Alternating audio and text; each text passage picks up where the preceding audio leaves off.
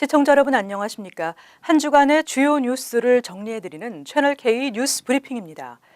이번 주에는 트럼프 행정부의 초강경 반이민 정책에 맞선 불법 체류자 보호 도시들에 대해 연방정부의 재정 지원을 중단한다는 선언까지 나왔습니다. 트럼프 대통령은 법을 무시하는 행위는 이제 끝내야 한다는 지극히 당연한 원칙을 분명히 밝혔다고 전했는데요.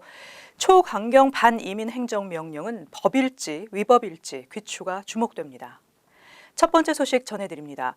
트럼프 정부가 불법 체류자 보호 도시의 명단을 공개한 데 이어서 이 명단을 토대로 연방정부의 재정 지원 중단 방침을 공식 선언했습니다.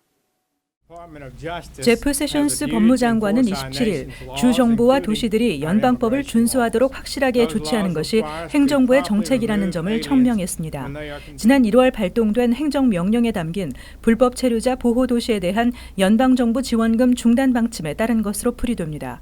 세션스 장관은 특히 법무부는 법무부의 보조금을 신청하는 어떤 기관도 연방법 1373조 8항을 분명히 준수하고 있음을 명백하게 밝히도록 요구할 것이라고 말했습니다. 연방법 1373조 8항은 연방정부를 포함해 각 정부 조직은 소속 공무원이 개인의 체류 신분 정보를 연방이민당국과 공유하는 것을 금지하지 못한다고 규정하고 있습니다. 따라서 지방정부는 이 법률 조항을 준수해야 지원금을 받을 수 있습니다. 이를 거부할 경우 지원금 중단은 물론 이미 지원받은 지원금까지 내놓아야 할 상황입니다. 트럼프 정부는 이미 이민세관 단속국의 불법 체류자 체포와 구금의 비협조적인 지방자치단체 118개의 명단을 공개하며 전방위 압박을 가한 바 있습니다. 우선 이 명단을 토대로 재정 지원 중단을 시행해 나갈 것으로 알려졌습니다. 뉴욕과 로스앤젤레스, 시카고 등 미국 주요 대도시 시장들이 도널드 트럼프 행정부의 불법 체류자 보호 도시 재정 지원 중단 방침을 일제히 비난했습니다. 뉴욕 시장은 소송도 불사하겠다고 밝혔고 보스턴 시장은 시청에 이민자 피난처를 마련하겠다고 주장했습니다. 김지수 기자가 보도합니다. 제프 세션스 법무장관 불법 체류자 보호 도시 지원 중단에 대해 주요 도시 시장들은 일제히 반격에 나섰습니다. 빌 드 블라지오 뉴욕시장은 세션스 장관의 발언을 무력 시위 정도로 폄훼한 뒤 연방정부가 우리 돈을 빼앗아 가려 한다면 그들을 법정에서 조우할 수밖에 없다며 소송 방침을 밝혔습니다. 에릭 가세티 LA 시장도 피난처 도시에서 연방 지원금을 뺏어가는 행위는 위헌적이라고 성토했습니다. 가세티 시장은 우리는 모든 LA 시민의 안전과 존엄을 위해 싸울 것이라며 의회 대표자들과 긴밀히 협력해 매일 수백만 명을 보호할 연방 자원을 지켜낼 것이라고 주장했습니다. 짐 케니 필라델피아 시장은 2000년 이후 이민자들이 필라델피아 주요 거리의 소규모 자영업 성장에 기여한 비중이 95%에 달한다며 필라델피아의 피난처 도시 정책은 도시를 더 안전하게 한다고 강조했고 에드 머레이 시애틀 시장은 세션스의 위협은 맞서 싸우겠다는 우리 결의를 강하게 만들 뿐이라는 글을 페이스북에 올렸습니다. 오바마 행정부에서 백악관 비서실장을 지낸 람 이메뉴얼 시카고 시장은 시카고는 행정부의 정책 변화에 맞서 이민자들을 지속해서 환영할 것이라고 말했습니다. 마티 윌시 보스턴 시장은 세션스 장관의 언급을 무책임하고 파괴적인 것이라고 비난하고 필요하다면 시청에 이민자 피난처를 마련할 것이라고 말했습니다. 채널K 뉴스 김지수입니다. 오바마 케어 대체 법안이 무산됐지만 오바마 케어 폐지가 다시 추진될 것으로 보입니다.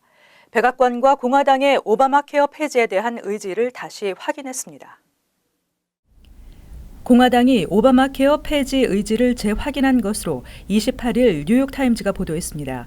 지난 24일 트럼프 대통령의 노력에도 불구하고 하원 본회의에서 결국 무산된 오바마 케어 폐지가 다시 재개될 것으로 보입니다. 백악관과 공화당 지도부는 포기는 없다며 빠른 시일 안에 구체적인 행동에 나설 것이라고 선언했습니다. 하지만 방법적인 부분에서는 명확한 해법이 나오지 않고 있습니다. 라이언 의장은 새로운 오바마 케어 폐지 법안 내용에 대해서는 언급을 피하며 언제 법안이 마련돼 진행될지의 여부도 밝히지 않았습니다. 라이언 의장은 당초 법안에 반대했던 의원들도 폐지 논의가 계속 이어지길 바라고 있다고 말했지만 여전히 당내 강경파와 중도파 의원들의 견해 차이가 존재하는 것도 문제입니다. 중도파 의원들 입장에서는 오바마 케어가 폐지되면 앞으로 10년 동안 2,400만 명 이상이 무보험자로 전락할 수 있다는 우려를 하고 있으며 강경파들은 건강보험업계에 대한 규제가 완화돼야 한다는 입장을 고수하고 있습니다. 네일업계의 반대에도 불구하고 네일살롱 환기시설 설치 의무화 행정명령은 시행되게 됐습니다. 뉴욕 주 정부를 상대로 제기된 네일업소 환기시설 설치 의무화 규정 효력 중지 가처분 신청과 본 소송이 결국 기각 처리됐습니다. 뉴욕주 웨체스터 지법의 데이빗 에버렛 판사는 29일 한인 네일살롱 운영자 김모 씨가 앤드루 쿠오모 뉴욕 주지사와 뉴욕주 보건국, 뉴욕주 국무부 등을 상대로 제기한 네일살롱 환기시설 설치 의무화 규정 효력 정지 가처분 신청을 기각한다고 판결했습니다. 에버렛 판사는 또 피고 측인 쿠오모 주지사의 약식 판결 청구를 받아들여 김 씨가 제기한 본 소송 역시 기각 처리시켰습니다. 이로써 뉴욕주 네일살롱 환기시설 설치 의무화 행정명령은 한인 네일 종사자들의 반대에도 불구하고 계속해서 시행되게 됐습니다. 이번 기각 판결은 소송 청구인으로서의 자격 여부를 근거로 삼은 것으로 알려졌습니다. 즉, 김 씨처럼 행정명령이 발동된 2016년 10월 3일 이전 비즈니스 라이센스를 획득한 네일살롱 업주들은 2021년 10월 3일부터 규정을 적용받기 때문에 당장 행정명령 발동에 따른 영향이 없다는 설명입니다. 김 씨는 환기시설 설치 규정으로 피해를 입을 수 있다고 주장했지만 법원은 미래에 일어날 수도 또는 일어나지 않을 수도 있는 일에 대해 판단할 수 없다고 명시했습니다. 한편 항소는 30일 이내 가능하고 원고 김 씨는 아직 항소 여부를 밝히지 않았습니다. 캘리포니아주 글렌데일에 세워진 평화의 소녀상을 철거하기 위한 일본 정부와 일본계 극우단체의 집요한 소송이 3년 만에 마침내 패배로 종지부를 찍었습니다. 연방대법원은 일본계 극우단체의 글렌데일 소녀상 철거와 관련한 상고 신청을 각하했습니다. 글렌데일 소녀상 철거 소송은 2014년 2월 일본의 우익단체 역사의 진실을 요구하는 세계연합회 측이 로스앤젤레스 연방지법에 제기하면서 시작됐습니다. 글렌데일시가 역사적으로 입증되지 않은 일본군 위안부를 주제로 한 상징물을 세운 것은 연방정부의 외교권을 침해하는 것으로 헌법 위반이라는 게 소송 이유였습니다. LA 연방지법은 같은 해 8월 글렌데일 시는 소녀상을 외교 문제에 이용하지 않았으며 연방정부의 외교 방침과 일치한다며 소송의 원인이 성립되지 않는다면서 각하했습니다.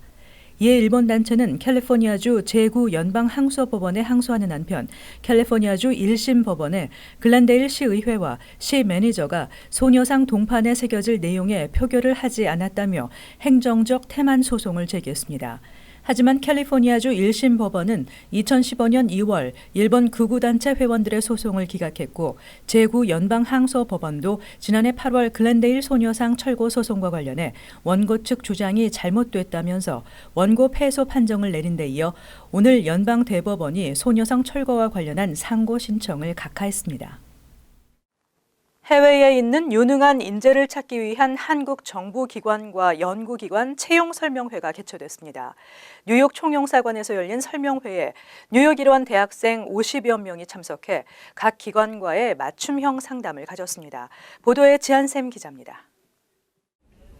글로벌 안목과 전문 지식을 갖춘 유능한 인재를 발굴, 유치하기 위한 채용설명회가 개최됐습니다. 오늘 오후 뉴욕 총영사관에서 열린 설명회에는 한국의 인사혁신처와 국토교통부, 특허청, 한국기계연구원 등 21개 연구기관들이 직접 나와 뉴욕 지역 인재들에게 맞춤형 정보를 제공했습니다. 지금은 대한민국은 이제 글로벌 인재를 확보하기 위해서 상당히 많은 노력들을 하고 있습니다. 그래서 공직도 상당히 개방을 많이 하고 있고 그래서 개방 민간인 경력직을 많이 채용하고 있는데요. 이번 기회를 통해서 이러한 공직에 대한 정보도 획득하고 또한 정부 출연 연구기관에 대한 채용 정보도 획득해서 지난 2015년부터 시작한 채용 설명회는 짧은 기간이지만 큰 성과를 내고 있습니다. 첫 해에만 57명이 자신에게 맞는 공직을 찾았으며 1,200여 명이 국가인재 데이터베이스에 올라 취업에 필요한 각종 정보를 제공받고 있습니다. 이제 떨어져 있으니까 정부 출연 연구소 관계자분들이랑 만날 기회가 없는데 직접 만나서 무슨 리서치를 하시고 또 제가 뭐 할 수 있을지 얘기할 수 있는 시간이어가지고요. 흔치 않은 기회라서 너무 감사하게 생각하면서 얘기 나누고 있습니다. 2017 해외 공동채용 설명회는 지난주 서부 지역 3개 대학에서 열렸으며 내일과 모레는 펜실베니아 대학과 존스 홉킨스 대학에서 개최됩니다. 채널 K 뉴스 지한샘입니다. 그동안 한국 정부의 출국 규제가 부실하다는 지적이 제기돼 왔는데요. 앞으로 고액의 세금을 체납한 납세자들에게는 여권 발급을 제한하는 방안이 추진됩니다. 자유한국당 정진석 의원은 정당한 사유 없이 국세, 관세 또는 지방세를 납부하지 않는 고액 상습 체납자들에 대한 여권 발급을 거부하도록 하는 법안을 발의할 계획입니다. 미국의 경우도 올해 3월 1일부터 연방 세금을 내지 않는 고액 체납자들에 대한 여권 발급을 거부하거나 발급된 여권을 말소할 수 있는 제도를 시행하고 있습니다. 현재 한국은 정당한 사유 없이 5천만 원 이상 세금을 체납한 자 중 재산을 은닉하거나 해외 도피 우려가 있는 자에 대해 출국을 제한하고 있습니다. 출국 규제에 대한 정부의 관리가 부실하다는 지적이 이어져 오고 있습니다. 또한 현행법상 고액 세금 체납자에 대한 여권의 발급, 재발급에 대한 거부 규정이 없는 것도 문제라는 지적입니다. 정진석 의원은 악덕 귀족 체납자들의 호화 생활은 성실히 세금을 납부한 국민들에게 위화감을 조성할 뿐만 아니라 국가나 지방자치단체의 재정 운영을 악화시키는 요인으로 작용하고 있다고 밝혔습니다. 한편 지난해 세금을 내지 않기 위해 재산을 의도적으로 줄이고 지인에게 부동산을 팔아넘긴 것처럼 꾸미거나 장롱, 세탁기 속에 현금 수억 원을 감춰두는 등 갖가지 꼼수를 쓴 고액 체납자가 여럿 적발됐습니다. 최근 한국에 있는 유학생 부모들을 상대로 시차를 악용한 보이스피싱 사기가 늘어나고 있다고 합니다. 뉴욕과 한국의 시차 때문에 부모, 자녀 간 연락이 잘 닿지 않는 허점을 이용하고 있는데요. 자녀, 친구나 교사 등의 연락처를 알아두는 것이 좋을 것 같고 또 바로 경찰에 신고해야 할 것 같습니다. 이상으로 채널K 뉴스 브리핑을 마칩니다. 즐거운 주말 되시기 바랍니다.